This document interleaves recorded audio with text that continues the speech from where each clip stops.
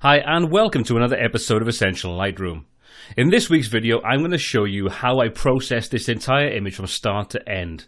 Now this was recently shot when I went to Snowdonia in North Wales. It's a 5-shot HDR, so I'm going to take you through the entire process from the starting point right the way through to the end result. We've got a really powerful black and white image. So let's take a look at how we can do all of that right now.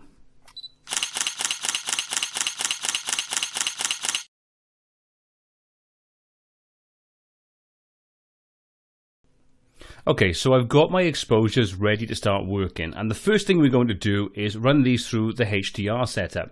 So we're going to take these 5 exposures that are one stop apart each. We're going to use those as the basis.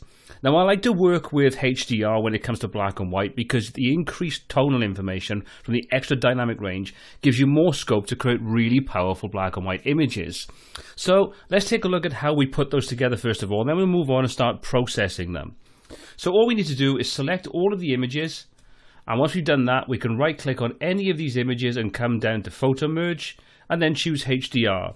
Alternatively we could press Ctrl or Command and H and that will bring up the same option. So once we click on that, that's now going to go and look at those images, try to combine them and making sure that there's no image movement in there and so on. Now these were shot handheld, so there may be a slight amount of ghosting, but Lightroom does a pretty good job of combining those and deal with any problems.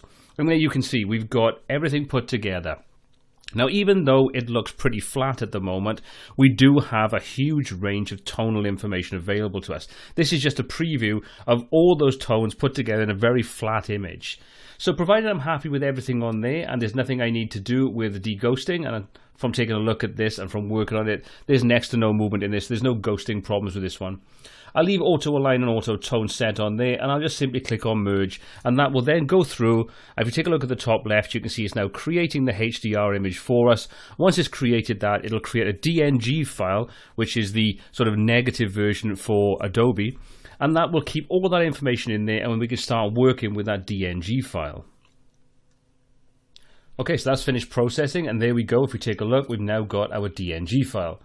If we look at the top where we've got the file name, you can see it's one of the file names on there, and it's -hdr-2.dng.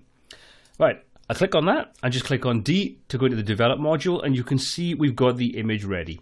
If we zoom in, we can take a look, and we can see that everything is looking pretty good on there. There's no ghosting problems. We should now have a huge amount of tonal information to start working with. So if we come over to the basics panel in develop module and open that up, you'll see that there's already been some alterations made to it. You can see the highlights are pulled to -100, the shadows, the whites and the blacks have been opened up, and you can see that the temperature and the tint have also been altered. That's because Lightroom, as part of the process when it creates the HDR image, is it goes through and it sets some of these parameters to give us the wider scope for working with the image itself. So we don't have to take these as gospel. We can work with these and do what we want with them. We can adjust them in any way we see fit. So first thing I want to do is switch this over to black and white mode, because there's no point in doing any processing in color when we're going to change it over to black and white, and we're going to find a lot of those sort of changes we make that'll work nicely with a color image will kind of fall a bit flat when it comes to a black and white. So let's switch over to black and white, and you can see we've got a pretty dull, flat and inspiring starting point. So where do we go from here? Well, the first thing I want to do is I'm going to leave the Basics tab alone completely for the moment, because one of the nice things with the later versions of Lightroom is the new dehaze function. And as you can see, because it was a sort of hazy, flat, cloudy day with some really sort of high winds, we're getting very changeable light, and you can see that when we get to the mid-ground and beyond, it's a little flat, a little bit washed out, and that's mainly because the haze, the low-lying cloud, was flattening everything out. So we come down to the effects section. I can go to the dehaze and I can see what I'm working with now. So I can adjust that. Before I do, there's one other thing I want to do. I want to make sure that any lens problems that I have, now every lens you attach to your camera is going to have inherent issues such as vignetting, chromatic aberration and things along those lines. So let's deal with that quickly first. So all I need to do is come to lens correction, and I'm just going to enable chromatic aberration and enable profile correction, and you can see that now picks up the lens I was using, the Sigma 10-20, and it now adjusts it according to the parameters that are specific to that lens combination. So that gives me a good starting point, so I can see that's changed the image. So if I turn that on and off, you'll see the difference. There's before, There's after. You can see it's straightened the corners out. It's lightened the corners out a little bit where we get that sort of darkened vignette kind of effect on there. It's catered for those problems. So now if we come down to the effects section and let's take a look at what the dehaze will do for us. Now this will not only bring back some of the detail and the tonal information in that mid and sort of darker area, so the lighter area at the background, it will also increase the contrast in the overall image. So as we start to increase that to the right hand side, you'll see the contrast in the image starts to considerably increase. Now it also brings back some great detail in the sky, but we don't want to push this too far. So I'm going to roll that back just a little bit, just to bring back some of the detail in the clouds, some of that sort of tonal information, but not make the foreground too dark. So let's take a look at before, and take a look at after. So you can see it's already bringing those mountains and the skies just a little bit more punch, bringing them into the actual image itself without losing them. So what I'm going to do, I want to deal with the sky first. Now the reason I'm not processing the rest of the image yet is because I want to target specific areas that are problematic. I want to focus on the sky, I want to focus on the foreground and make sure those things are looking good before I start to do overall global adjustments, because otherwise I'm going to go back and I'm going to end up adjusting things I've already adjusted and you're going to kind of trip over yourself a little bit. So let's just jump over to the basic section. What I'm going to do before I change anything in there is I'm going to come up and I'm going to choose the graduated filter, or I could press M on the keyboard. So I can click on that. Make sure everything is set to this default, so I just double click on effect, that'll set everything to parity, so everything's at 0. What I'm going to do now is I'm going to start working with the sky. So I'm going to come to about halfway down the sky, click and hold, I'm going to hold the shift key down on my keyboard, that's going to constrain this. So what I'm going to get is full effect at the top, reducing down through until we get to the sort of mid-ground where there's going to be a really small amount of effect. And then what I'm going to do is I'm going to bring the exposure down slightly, just to bring some darkness back into those clouds, to bring a little bit of ominous presence into them. As you can see, I don't want to go too crazy. I'm going to start to influence the mountains. I'm going to bump the contrast up to start to get some nice separation between the highlights, the midtones, and the shadows on there. I'm going to come down to clarity, and I'm going to boost that. And you can see when I start to take that out to the right-hand side, we start to bring out a lot of the detail in those clouds. So we're really bringing some of the punch out in there. I can use the dehaze again, and that's going to influence this part of the image while not affecting the mid and foreground too much. So if I use that a little bit, you can see that brings back even more punch into those clouds. We're starting to get somewhere looking really good now. So what I'm going to do is I'm going to come down to the shadows and the blacks, and because we don't have a huge amount of dark information in the sky, any alterations we make to the black and the shadows is going to primarily influence the mountain range. So I don't want to bring those down and make those too dark because it'll start to draw your attention. So what I can do is I can use the shadows on there and I can open those up a little bit, and I can do the same with the blacks if I want to, or I can bring those down and open the shadows up to not make them too dark. So we're getting some nice tonal information in there, but we're not making them overpowering. So again, I'm going to tweak these to make them exactly what I want. Dehaze.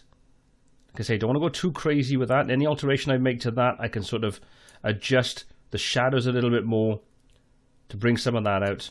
And there we go. That's looking pretty good. We've already brought out some of the detail in this. So let's take a look at before and take a look at after. As you can see, quite a dramatic increase in tonal information in there, into power, into the whole sort of atmosphere of this shot.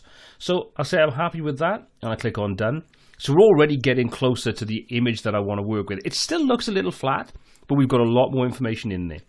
So now I'm going to do the opposite. I'm going to come down to the graduated filter again, double click to make sure everything is reset. And what I'm going to do is I'm going to do it the opposite way this time. I'm going to bring it up from the foreground through to the midground. And then what I'm going to do on this, I'm going to deal with this separately, because obviously the tonal information in this is going to be different. I don't want to deal with the sort of dehaze and everything. I want to focus on this without affecting the other portions of the image. So let's take the clarity. Let's give that a little bit of punch, because that's going to start to bring a lot more tonal information into that area. Let's lift that up a little bit so we can kind of, we'll have a bit of an overlap, but things are going to look a bit better. So again, before, after we make any of those alterations, you can see there's quite a difference. We can try the dehaze, see what that does. That'll bring a bit of depth back into this area, so that's looking pretty good. Contrast, we're going to bump that up a little bit, so that's looking good. I don't want the shadows to be too dark, so I'm going to open those up just a little bit, just a smidge, about 10 about +10. And I might take the blacks and bring those down a bit.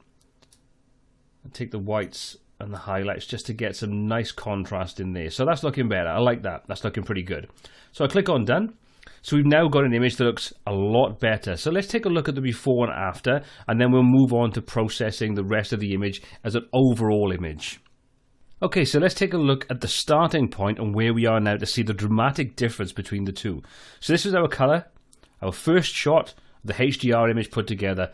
The background looks hazy, blown out, no real detail in there. But as you can see, once we bring it back into black and white and the changes we made, we already have a considerably more powerful image. The foreground leading you through to the lake in the background, looking pretty cool. Okay, so now I've done the basic information of the overall image. A couple of things I want to tweak just to make sure. I don't like the way this grass and everything over the stone there is kind of dominating that bottom left-hand corner. It's a bit too dark for my liking. So what I'm going to do, I'm going to come up, we're going to choose the adjustment brush, or I could use K on the keyboard. I'm going to click on that, reset everything. I'm going to bump my exposure up. I'm not going to worry too much about how much that is. I'm going to go over the top because what I want to do is I want to see what I'm doing and then I can dial it back, makes it easier. So I'm going to reduce the size of the brush by using the scroll wheel on my mouse, and I'm going to paint over this area just to make sure that I bring some detail back into that. And the same with this area. Anything I kind of look at and think, I'm not too happy with that, I can come to the auto mask if I find that it's not targeting the way I want. So I can adjust that, and I can come over and I can be a bit more liberal with what I'm doing. Same again with this area. Any areas in there that kind of draw my attention away from the image itself, I'm just targeting those and making some slight alterations to them. Like I say, this is probably a little too much, but if I find that is the case, I can easily come back in, dial the exposure back a little bit so it's not quite so evident.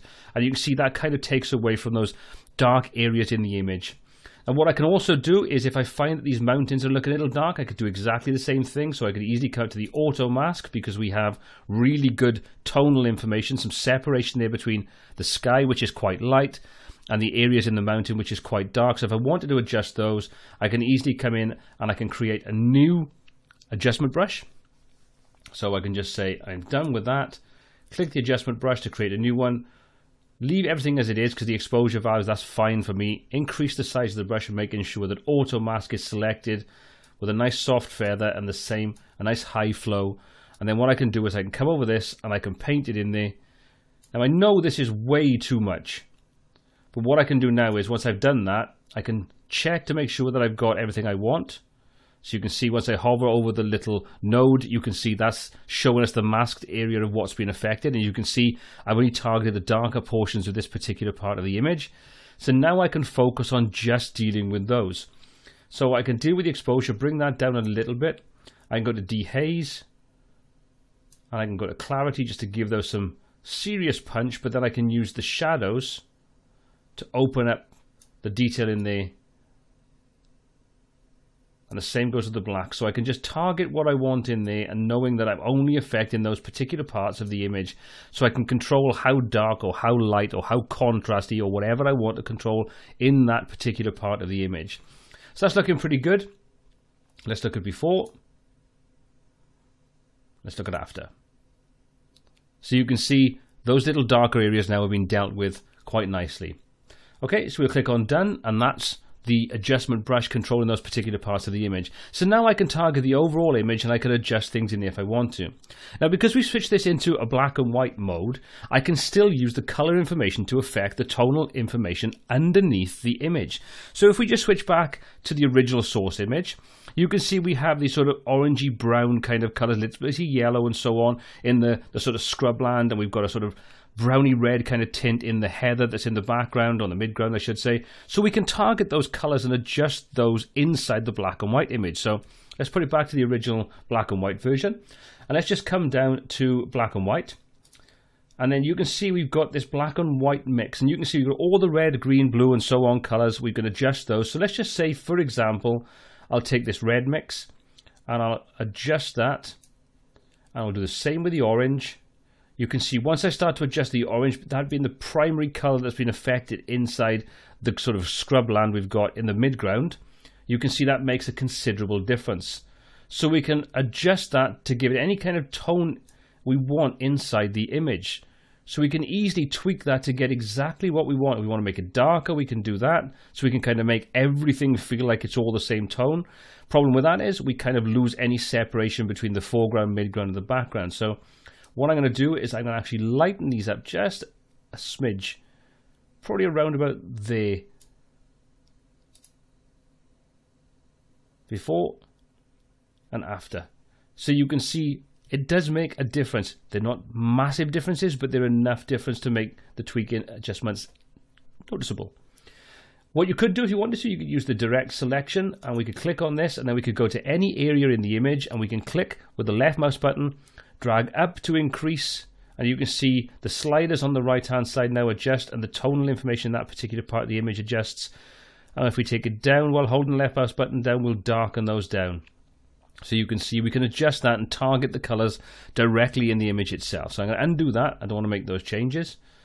And we're going to leave it like that. So you can, like I say, come in and adjust the individual colors that make up the underlying color image and the influence they have with the black and white tones.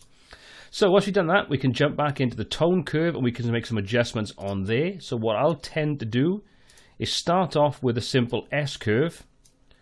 And that's going to basically boost the highlights, darken the shadow areas, and just increase the amount of overall contrast in the image. Now, I don't want to go too far with this, because otherwise we're kind of undoing a lot of what we've done with the darker areas. But it does mean that punching up the lighter colors just gives it a little bit more overall separation. So before and after. So you can see it really does focus those colors or those shades in the image itself. So I'm going to bring down just the midpoint on this, the sort of mid-tones, to get what I want on there. I'm going to go crazy with this. I'm going to try a few alterations. Actually, yeah, I kind of like that. That looks pretty good. So we're almost done. What I'm going to do is come back to the Basics tab, just open those shadows up a little bit because it's darkened those down a bit too much for my liking. And we open the blacks up just ever so slightly. And with the whites, we can control those. You can see if we take those with the left hand side, if we look at the histogram at the top, we're kind of influencing the mid-tones in the image. You can see that the midpoint, that's what's primarily being affected. So we want to make sure that we don't lose any detail up in the sky. Actually, I'm going to come back to the tone curve a second. I don't really like what I've done with the darker areas, so I'm going to literally lift those up ever so slightly. That's better. So the beauty of using anything like this is Lightroom is completely non-destructive, so everything we're doing is having no permanent effect to the image that's underlying. So that's pretty cool. So finally, I'm going to come down to the clarity. We're going to give that just a little nudge. Don't want to go crazy because that's going to bring back even more contrast into the image. That's looking pretty cool. I kind of like that. So that's where I'm going to leave it. If I wanted to, I wanted to draw attention to this. If it was a focal point, a main focal point, then I would come down to the effects section. And I'd probably pull a vignette in there to sort of draw your attention into the focal part of the image. But for this particular example, I don't want to do that because that's kind of darkening the mountains down and having an effect that I don't really like in this particular instance. So that's an optional extra if you think it's worthwhile doing. But I'm going to kind of leave it there. So let's take a look at the before and after image. So we started off with this, which was our 5-shot HDR handheld, a little bit hazy, flat, but a lot of tonal information that's underlying the image itself. And then what we've ended up with is this, a much more powerful, much more dramatic black and white image. The HDR shot gives us so much more tonal information to play about with in our end results. And it's a great way of opening up your images and giving you a lot more control than you have with just a standard single shot photograph that you convert to a black and white image. Well, I hope you found this edit useful. I hope you've enjoyed some of the things we've covered in there. It's given you an insight into how you can create HDR black and white images yourself. If you did enjoy the video, please give it a thumbs up and consider hitting the subscribe button to be kept up to date with all of the new content we add every single week. If you've got any comments, questions or feedback on this video or anything else we cover on the channel, please pop those in the comment section below. We read everything you post and try to answer as many questions as possible. Well, until next time, take care.